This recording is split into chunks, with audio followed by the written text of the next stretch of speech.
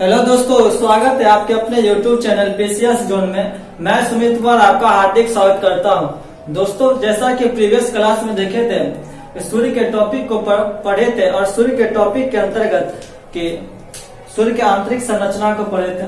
पहले उसके थोड़ा रिवाइज कर लेते हैं, उसके बाद आगे चलेंगे। तो सूर्य के पहले आंतरिक संरचना के बारे में पढ़े थे। तो क्या पढ़े थे? सूर्य के आंतरिक संरचना, इसको कोर कहते हैं। यह क्या, सूर्य के अंदर के भाग के क्या है? कोर है, जिसमें नाभिकीय संलयन अभिक्रिया घटित होती है। इसके बगल में क्या पाए जाते हैं? विकिरण, कहते हैं विकिरण मंडल पाए जाते हैं। विकिरण मंडल पाई जाती है। और इसके बाह्य परत में क्या पाए जाते हैं? इसके और बगल में जो पाए जाते हैं वह क्या होती है? संवहन मंडल होती है, संवहन मंडल।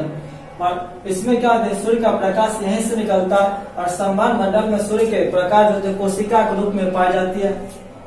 इसके बाद पहले सौर ज्वाला क्या होती है? सौर ज्वाला क्या होती है? अरोरा बोरियालिस क्या, अरोरा ऑस्ट्रेलिस क्या है। इसके बाद पहले सौर कलंक क्या होती है? सौर कलंक कैसे उत्पन्न होती है, क्यों उत्पन्न होती है, इसको पढ़े थे। उसके बाद क्या होता है? सोलर साइकिल क्या होती है, उसको भी पढ़े थे। सोलर साइकिल क्या होती है। फिर पढ़े थे सोलर इवेंट क्या होती है। सोलर इवेंट क्या होते हैं। इन सारे टॉपिक को हम पिछले क्लास में कवर किए थे। आज पढ़ेंगे सूर्य के बाह्य संरचना के बारे में। कल पढ़े थे सूर्य के आंतरिक संरचना के बारे में। तो चलिए दोस्तों, शुरू करते हैं। सूर्य के बाह्य संरचना। तो सूर्य को जो हम देखते हैं, जो सूर्य हमें दिखाई पड़ती है, उस बाहरी मंडल को हम क्या कहते हैं? उस बाहरी मंडल को हम क्या कहते हैं? प्रकाश मंडल कहते हैं। प्रकाश मंडल, या इसको क्या कहते हैं? फोटोस्फीयर भी कहा जाता है। क्या? प्रकाश मंडल या फोटोस्फीयर कहते हैं।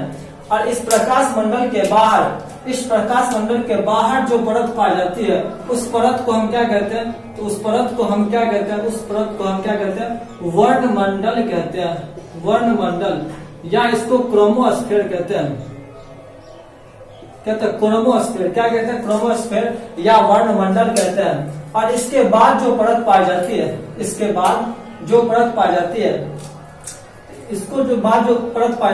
क्या कहते हैं? इस परत को हम क्या कहते हैं? तो इस परत को हम किरीट क्या कहते हैं? किरीट, या फिर इसको क्या कहते हैं? कोरोना कहते हैं। तो दोस्तों, पहले हम देख लेते हैं प्रकाश मंडल क्या है, इसकी क्या विशेषता है। तो पहले हम देखते हैं प्रकाश मंडल।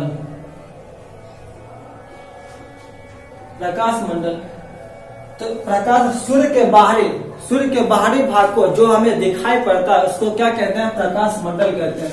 एग्जाम में क्वेश्चन पूछ दिया जाता है कि सूर्य के जो भाग हम देखते हैं, उस भाग को क्या कहते हैं? तो उस भाग को प्रकाश मंडल या फोटोस्फीयर कहा जाता है। और इसका तापमान कितना होता है? तो इसका तापमान जो होता है वह 6000 डिग्री सेल्सियस होता है। इसके बाद जो पाई जाती है वह वर्णमंडल कहलाती है। वर्णमंडल, या इसको क्रोमोस्फीयर कहते हैं।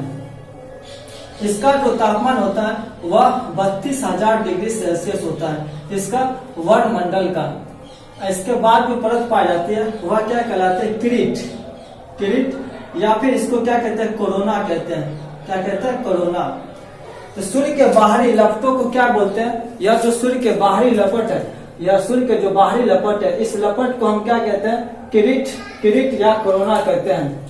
इस किरीट या कोरोना का तापमान क्या होता है? सबसे ज्यादा होता है। कितना होता है ज्यादा? तो इसका तापमान जो होता है वह 27 लाख डिग्री सेल्सियस होता है। 27 लाख डिग्री सेल्सियस होता है, इसलिए इसका तापमान बहुत ज्यादा होता है। और यह किरीट जो होता है कब दिखाई पड़ती है? तो यह ग्रहण के दौरान दिखाई पड़ती है। कौन? किरीट या कोरोना। इसलिए कहा जाता है कि सूर्य ग्रहण के दौरान क्या था? सूर्य को डायरेक्ट रूप से नहीं देखना चाहिए। क्यों नहीं देखना चाहिए? क्योंकि उस टाइम क्या होता है? सूर्य के बाहरी परत में किरीट का निर्माण होता है और इसका तापमान जो होता है वह 27 लाख डिग्री सेल्सियस होता है। अगर आप डायरेक्ट रूप से सूर्य को देखेंगे तो क्या होता है? आंख की रोशनी कम हो जाएगी या आंख से संबंधित कोई भी बीमारी उत्पन्न हो जाएगी। इसलिए आपको डायरेक्ट रूप से नहीं देखना। तो फिर कैसे देखेंगे? आप एक थाली ले लीजिए, उस थाली में पानी भर दीजिए और पानी को एक जगह स्थिर कर दीजिए। उसके बाद उस थाली में आप सूर्य ग्रहण कैसे कैसे घटित हो रही है स्पष्ट रूप से आपको दिखाई देगा और बहुत मजा भी आएगा। हमेशा करके देखे और आप भी करके देखिएगा, लेकिन डायरेक्ट रूप से आप सूर्य को नहीं देखिएगा, नहीं तो काफी हानि पहुंचेगी। तो समझ गए दोस्तों क्या किरीट या कोरोना क्या होती है, तापमान समझ लिए। इसके बाद को टॉपिक को समझते हैं, सोलर मैक्सिमा क्या होती है और सोलर में मिनिमा क्या होती है। तो चलिए दोस्तों उसको समझते हैं।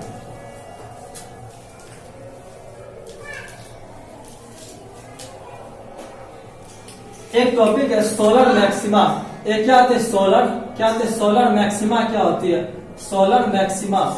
एक होती है सोलर मिनिमा क्या होती है, सोलर मिनिमा।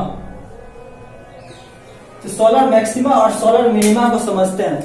हम जानते हैं कि सूर्य का जो अंदर का भाग था वह क्या था, कोर था, और कोर में क्या था, नाभिकीय संलयन अभिक्रिया हो रही थी। यह क्या है, सूर्य का जो बीच का भाग था वह क्या था, कोर था। हम इसको मान लेते हैं सूर्य की विषुवत रेखा है, विषुवत रेखा बीच से गुजर रही है, विषुवत रेखा है।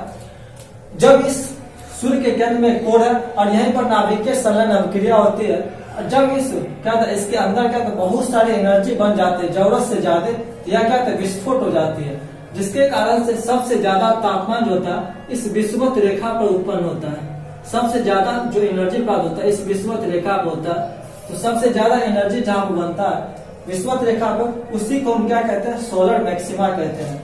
तो सौर ज्वाला के दौरान जो ऊर्जा उत्पन्न होती है और जो विषुवत रेखा पर आती है उसी को हम क्या कहते हैं, सोलर मैक्सिमा कहते हैं, सोलर मैक्सिमा कहते हैं, सोलर मैक्सिमा कहते हैं। और यह जो सोलर मिनिमा क्या होती है, सोलर मिनिमा कहते हैं, उसको समझते हैं।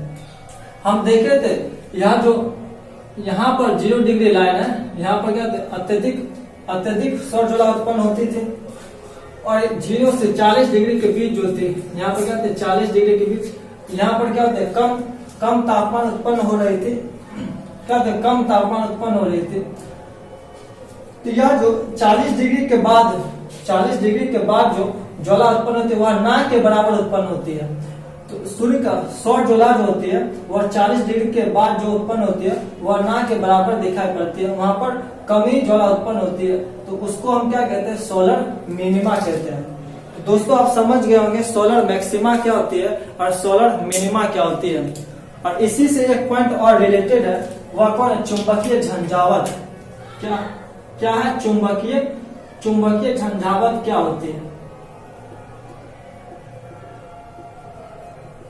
चुंबकीय झंझावत किसे कहते हैं उसको समझ लेते हैं।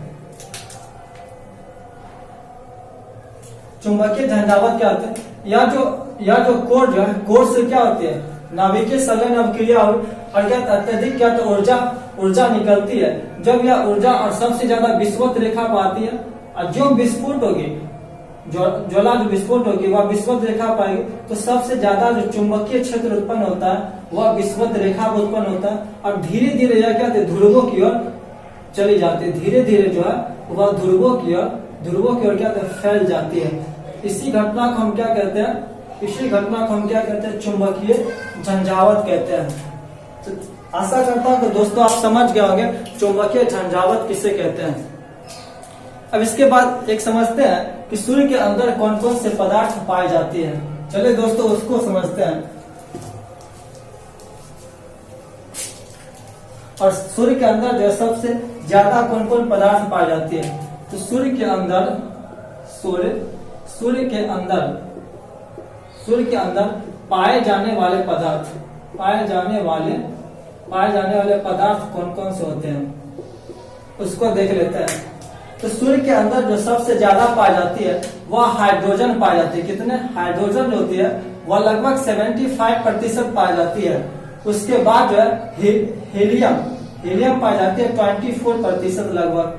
फिर अन्य गैस जो पाई जाती है, अन्य गैस में 1% आ जाती है। अन्य गैस जो होती है वह 1% के अंदर पाई जाती है। तो सूर्य के अंदर कौन कौन से पाई जाती है, ज्यादा मात्रा में हाइड्रोजन, फिर हीलियम, फिर अन्य गैस पाई जाती है।